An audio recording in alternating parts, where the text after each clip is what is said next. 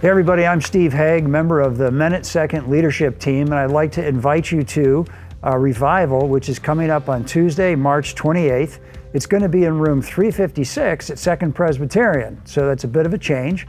Dinner at 6, speaker at 7, and in case you haven't heard of revival, this is our monthly gathering of men to grow our relationships with each other and to see how Christ has been at work in the lives of other men sitting in the pews just like you and I. This month we are blessed to have John Koppitch as our speaker, and I think most people know that John was a pastor here for many, many years, and he's back, and we've asked him to speak, and he said yes. John is actually our 45th revival speaker, if you can believe that, so we're excited about that. So John's going to give us a preview of his talk. Well, first of all, thanks for asking me, Steve. I really appreciate it. My talk is going to be in two parts. The first part is going to be the story of how I really became a Christian. You know, I went through confirmation class and joined the church and did all that, but it was sometime afterwards I had an experience where I had more than just an intellectual knowledge of Christ and an intellectual agreement. I had a relationship after that point. And so I'd like to tell that story.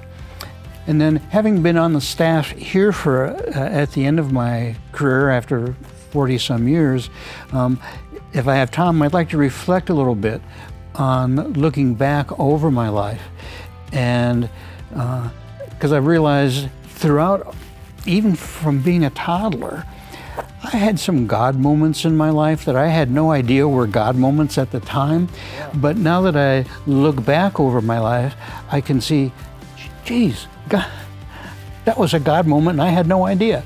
And I can just connect the dots so clearly as to why I finished my ministerial career here in the job I had at Second. So I'd like to share that story. That's wonderful, and I think your coming to Jesus moment was in high school at a summer camp? At a conference, yeah. It involved a tough conversation with a speaker, as I recall. Yeah. Okay. My talk is not going to be tough like his was. Okay, a little softer maybe, but I'm really looking forward to hearing this. So being the revival guy, I get to hear all these stories more than once. I get to hear them twice, so I can tell you John has got a fantastic story. Can't wait to hear it, and I hope you come. Coming up in April, we have Dorian Chrisman, he's got a great story as well. Dorian's gonna tell his story in April. And I wanted to mention, if you heard Chris's message recently on friendship, he said this. He said, "The abundant life is lived in community, and like anything worth doing, like any virtue worth cultivating, the gift of friendship takes time and effort."